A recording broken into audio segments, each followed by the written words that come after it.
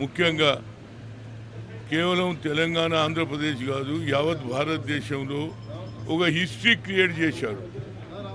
గతంలో మీడియా ఆంధ్రపత్రిక, ఆంధ్రప్రభ, ఆంధ్రజ్యోతి ఉండే, కానీ ఈనాడు పేపర్ పెట్టిన తర్వాత ప్రతి గ్రామంలో 6 గంటలకే పేపర్ చదువుకునే అవకాశం.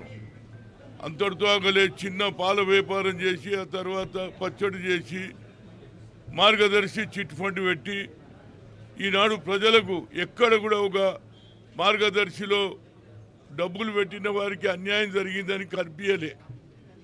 అదే కాకుండా ఇంత పెద్ద అడవులలో ఇంత పెద్ద స్టూడియో కట్టడం ప్రపంచంలోనే రికార్డు. ఇంత పెద్ద ఇదంతా అడవి ఉండే నేను యువజన కాంగ్రెస్ అధ్యక్షుడిగా ఉన్నప్పుడు. అలాంటి నాయకుడు ముఖ్యంగా యూత్ కాంగ్రెస్లో పంచవర్ష 5 అంశాల కార్యక్రమాన్ని, చెట్టు నాటడం కానీ, స్లమ్ క్లియరెన్స్ కానీ చాలా పబ్లిసిటీ చేశాడు. సినిమా ఇండస్ట్రీలో ఒక పక్క మీడియా, ఇంకో పక్క ఇండస్ట్రీ. ఇవాళ కొన్ని లక్షల మందికి నేను అనుకుంటా ఆర్టిస్టులే కాకుండా పెయింటర్సే కాకుండా ఎంతోమందికి ఉద్యోగాలు ఇచ్చినటువంటి వ్యక్తి.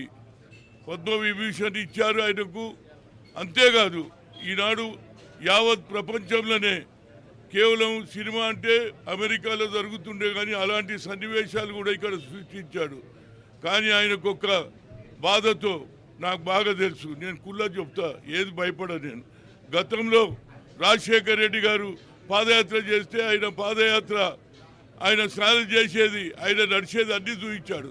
కానీ మార్గదర్శి లేదు, అన్యాయం జరిగిందని మాటికి ఏది హింస పెట్టడం, అది హత్య అయింది. నేను అన్నాను, ఏంది ఇది, మీరు ఎందుకు ఆయన మీద పడుతున్నారు? ఆయన నీకు కూడా పబ్లిసిటీ ఇచ్చిందా లేదా? ఎన్టీ రామారావుకి ఇచ్చాడు, నీకు కూడా ఇచ్చాడు. కనుక ఆ బాధ నిజంగా కూడా ఇవాళ నాకు కనిపిస్తుంది. ఆయన నిజంగా కూడా మంచి వ్యక్తి. కింది స్థాయి నుంచి ఆ స్థాయి ఎంతోమంది ఇవాళ అదాని అంబానీలు ఉన్నారు, కానీ ఇలాంటి సృష్టించి ఈ పేద ప్రజలకు, ముఖ్యంగా ఆర్టిస్టులకు అవకాశం, వడ్డవాడు కానీ కుమ్మరివాడు కానీ అందరికీ కూడా పేద అట్టడుగున ప్రజలకు న్యాయం చేసిన వ్యక్తి రామోజీరావు. నిజంగా ఆయనకు తప్పనిసరిగా యావత్ దేశ ప్రజలు, అది టీవీలు కానీ అన్నీ కూడా అన్ని ప్రాంతాలలో అన్ని భాషల్లో చూపించినటువంటి వ్యక్తి. ఆయన లేని లోటు లోని లోటు ఉంటుంది.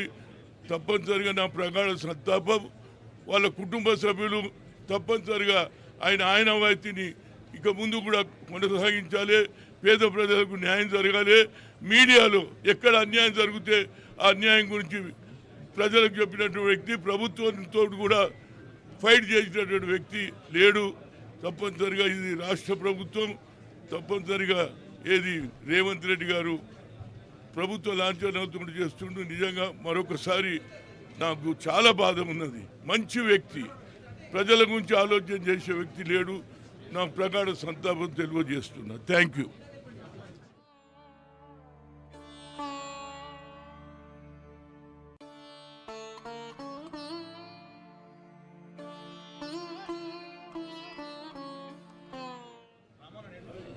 అంటే ఎక్స్ట్రీమ్లీ సాడ్ డే అండి.